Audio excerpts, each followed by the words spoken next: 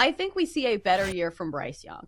We talked about it. The interior line is going to be a lot better. They spent some big money trying to help protect him, and Damian Lewis and Robert Hunt, two offseason pieces that they added. And also, they went out and got him another target in Deontay Johnson. I think Adam Thielen is still going to be his primary security blanket when it comes to some of those passes. Mm-hmm. But still, we have talked about Dave Canales and how he has been able to make projects out of these quarterbacks who have seemingly been in the gutter. What he did with Geno Smith, what he did with Baker Mayfield. It would not come as a shock if he did something with Bryce Young here. So I think you look at his passing yardage prop, it's 3,200 and a half. I think I will be hitting the over for minus 110. I think he will be leaned on a little bit more here. And I think he's going to be better this season. I think that's the conservative way. Finished with 2,800 last year, so it's a big step up, but I think he can do it.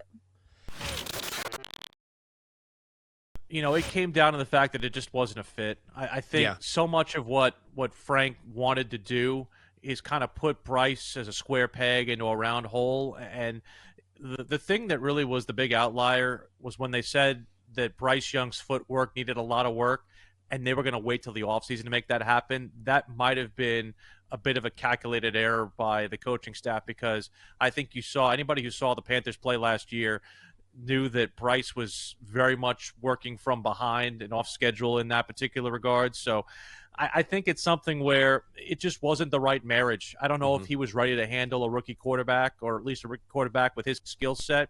I think you would have been better off, maybe hiring another first-year head coach just to try and make that happen. And I also think, too, they brought in, quote-unquote, an all-star staff. One of the things that ownership decided to say is, hey, look, we want you to bring in guys from all different backgrounds. And quite frankly, all that did was cause division. There was some backroom talks and reports out from places like The Athletic that said that there were people who were kind of going behind other coaches' backs and things of that nature. And for whatever reason, it just did not work.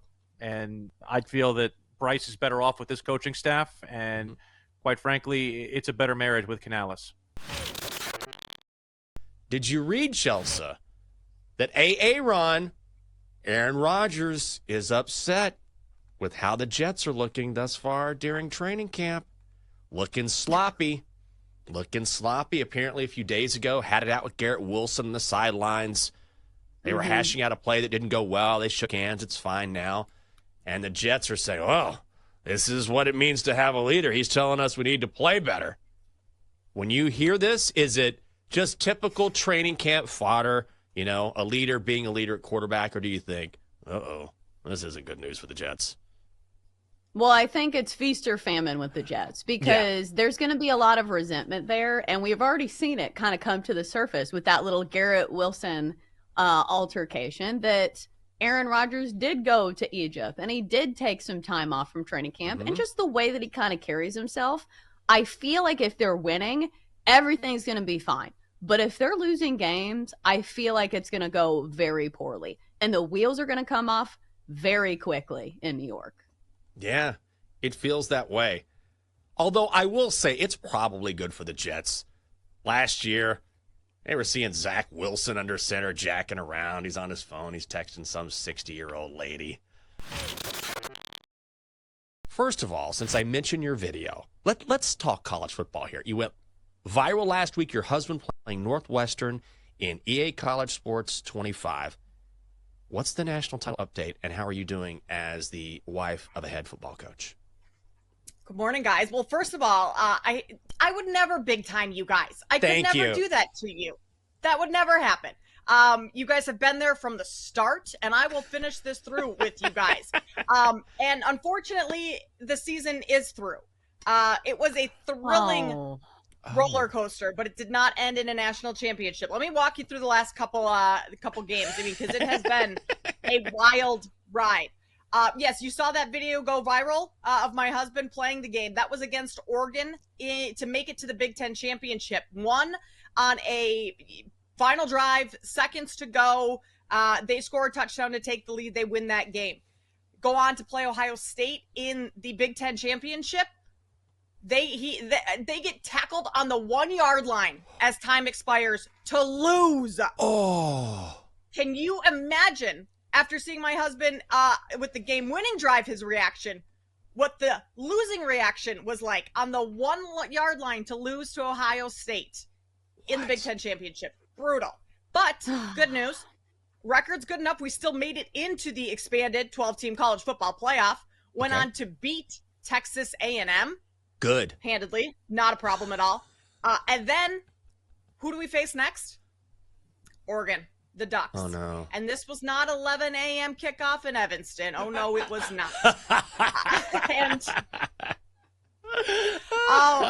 unfortunately, we couldn't beat the Ducks twice in one season. That's tough to do. So our season ended at the hands of the team in which the video went viral.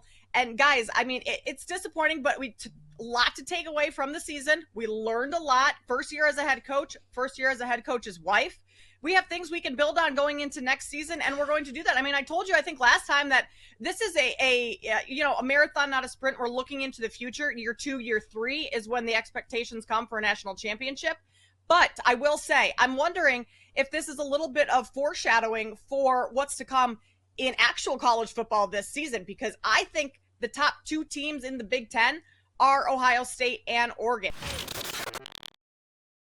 I was thinking about this. Have you seen like the question that everybody's been floating around, that if blank was an Olympic sport, I would be a gold medalist?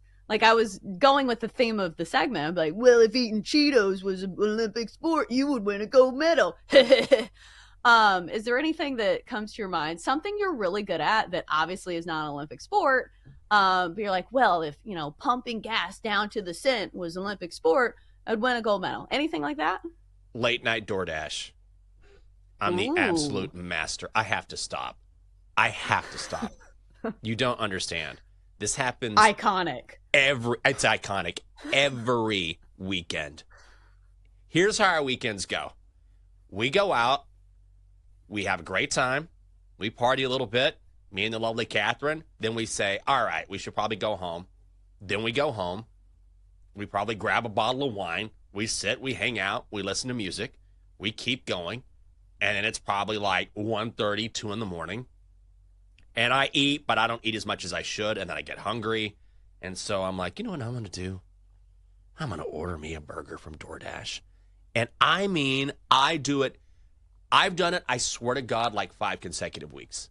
And I wake up in the morning, and I'll be like, did you just order DoorDash? I get the same order every time from Z-Burger here in D.C., It's delicious.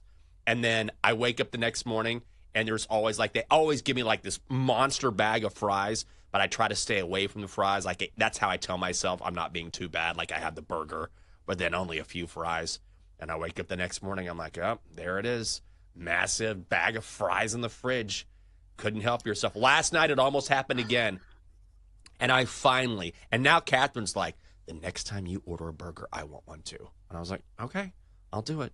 So last night, sorry, this story is a lot longer than I thought. I'm at home, and I'm getting